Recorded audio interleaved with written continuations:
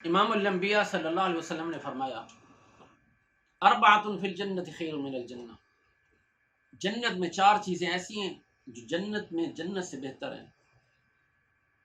جنت اللہ جل جلالہ کا مہمان خانہ ہے، اللہ کے قرب کی جگہ ہے، انعامات کی جگہ ہے، نعمتوں کو ملنے کی جگہ ہے۔ لیکن آپ علیہ السلام نے فرمایا وہ عالی شان جگہ میں بھی 4 چیزیں ایسی ہیں جو جنت میں جنت سے بہتر ہیں۔ فرمایا الخلود فی الجنت خیر من الجنہ، جنت میں ہمیشہ رہنا جنت میں جنت سے بہتر ہے۔ کہ وہاں پر اللہ جل جلالہ جنت کو اس لیے بنایا تھا کہ جنتی آ کر اس میں ہمیشہ ہمیشہ رہیں۔ اللہ نہ کرے کہ کسی کو ابتداءً جنت میں نہ جانا نصیب ہو، یعنی جہنم سے ہو کر جائے۔ اللہ کرے کہ ہم سب کو اللہ جل جلالہ بغیر حساب کتاب کی جنت میں لے جائے۔ اللہ جل جلالہ ہم سب عذاب کی جگہ سے بچائے اور اپنے مہمان خانے میں ہمیشہ ہمیشہ کے لیے رکھے۔ نہ ابتداءً وہاں پر جانا ہو، بعد میں تو جو چلا جائے گا وہاں پر ہمیشہ ہی رہے گا، خالدین فیہا ابدا، اس میں ہمیشہ ہمیشہ رہنا ہے۔ لیکن بالفرض اگر چند دنوں کے لیے اللہ جل جلالہ کا اعلان ہوتا کہ چند دنوں کے لیے آپ لوگوں نے وہاں پر مہمان خانے میں رہنا ہے، پھر اس کے بعد ہر ایک آدمی کو وہاں سے نکال دیا جائے گا، کیا مزہ رہتا؟ تو آپ علیہ السلام نے فرمایا پہلی نعمت جو جنت میں جنت سے بہتر ہے، الخلود فی الجنت خیر من الجنہ، جنت میں ہمیشہ ہمیشہ رہنا یہ جنت میں جنت سے بہتر ہے۔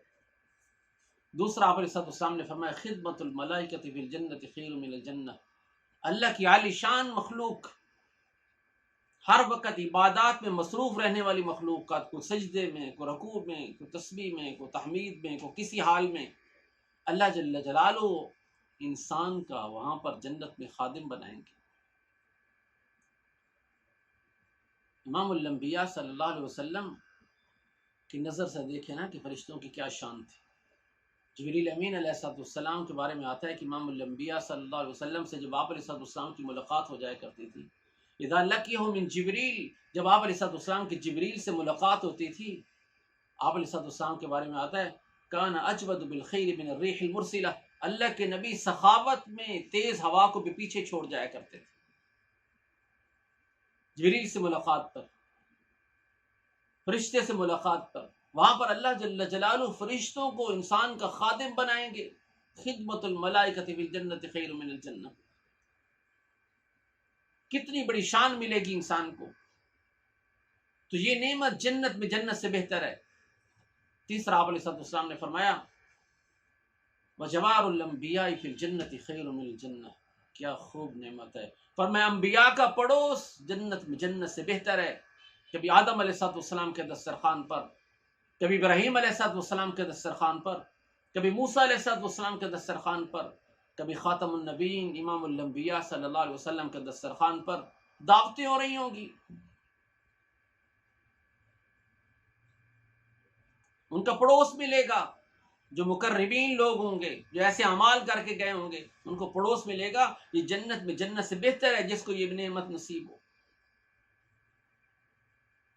صحابہ اکرام رضوان اللہ تعالی علیہم اجمعین اس کی دعا مانگا کرتے تھے، امام الانبیاء صلی اللہ علیہ وسلم سے دعا منگوایا کرتے تھے۔ ام عمارہ رضی اللہ تعالیٰ عنہا جب بہت زیادہ زخم لگے احد میں، امام الانبیاء صلی اللہ علیہ وسلم نے جو اور دعائیں کی، فرمایا اللہ کے نبی یہ دعا کریں کہ جنت میں آپ کا پڑوس نصیب۔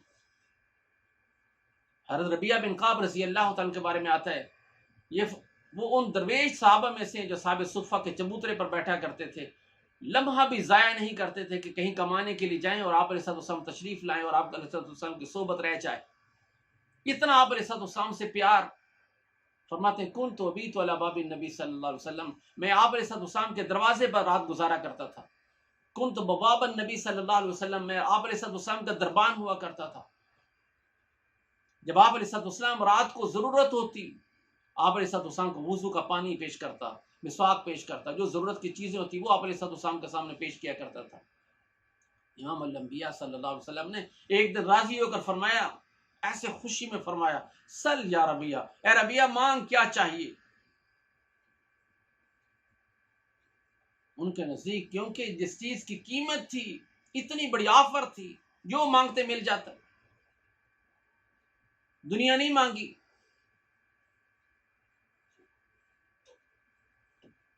جنت کا سوال کیا، اور جنت میں بھی امام الانبیاء صلی اللہ علیہ وسلم کی پڑوس کا، مرافقت کا سوال کیا ہے. آپ علیہ السلام نے فرمایا ربیہ مانگو، آپ نے فرمایا مرافقتک فی الجنت یا رسول اللہ، اللہ کے رسول آپ کا جنت میں پڑوس چاہیے. آپ علیہ السلام نے فرمایا بغیر ذالک، اور کچھ؟ فرمایا ہوا ذالک، اللہ کے نبی بس یہی چاہیے، مجھے یہی چاہیے کہ آپ کا پڑوس ملے.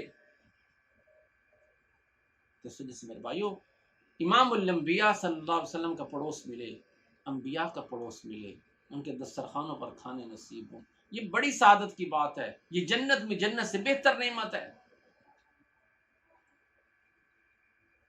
چوتھا انعام اور چوتھی نعمت جو جنت میں جنت سے بہتر ہے، آپ علیہ السلام نے فرمایا وَرِضَ اللَّهِ فِي الْجَنَّةِ خَيْرٌ مِنَ الْجَنَّةِ، جنت میں اللہ کی رضا کا اعلان، یہ جنت میں جنت سے بہتر ہے کہ جنت میں اللہ راضی ہوں گے. اللہ جل جلالہ یہ اعلان فرمائیں گے میں تم سے راضی ہوں، آج کے بعد کبھی ناراض نہیں ہوں گا.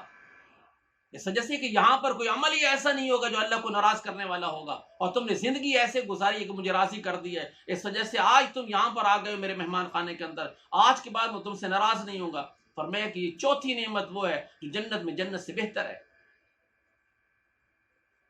اللہ جل جلالہ ہم سب کو ان نعمتوں کو حاصل کرنے والا بنائے، وہ اعمال کرنے والا بنائے جس سے یہ نعمتیں نصیب ہوتی ہیں. امام الانبیاء صلی اللہ علیہ وسلم نے فرمایا من نحی سنتی فقد احبنی ومن احبنی کان معی فی الجنہ، جس نے میری سنت کو زندہ کیا اس سے میرے ساتھ محبت کی، جس نے میرے ساتھ محبت کی وہ جنت میں میرے ساتھ ہوگا. یہ راستہ ہے امام الانبیاء صلی اللہ علیہ وسلم کا پڑوس پانے کا، آپ علیہ السلام سے محبت کا. آپ علیہ السلام کا پڑوس اس کو نصیب ہوگا جس کو امام الانبیاء صلی اللہ علیہ وسلم سے محبت ہوگی، اور آپ علیہ السلام سے جس کو محبت ہوگی وہ آپ علیہ السلام کی سنتوں کو زندہ کرنے والا ہوگا. اس کی زندگی سنتوں سے خالی نہیں ہوگی، اس کے سر سے لے کر پاؤں تک سنتیں نظر آئیں گی، اس کا چہرے پر سنت نبی نظر آئے گی، اس کے لباس میں، اس کے چلنے میں، اس کے اٹھنے میں، اس کے بیٹھنے میں، اس کے کھانے میں، اس کے پینے میں، اس کی زندگی گزارنے میں، اس کے معاملات میں، اس کی معاشرت میں، اس کی معیشت میں، اخلاقیات میں، جو زندگی کے ادوار ہیں وہ سارے کے سارے آپ علیہ السلام کے طریقوں پر گزار رہا ہوگا. اس لیے میرے بھائیو مختصر سی زندگی ہے، امام الانبیاء صلی اللہ علیہ وسلم کے طریقے پر گزارنے.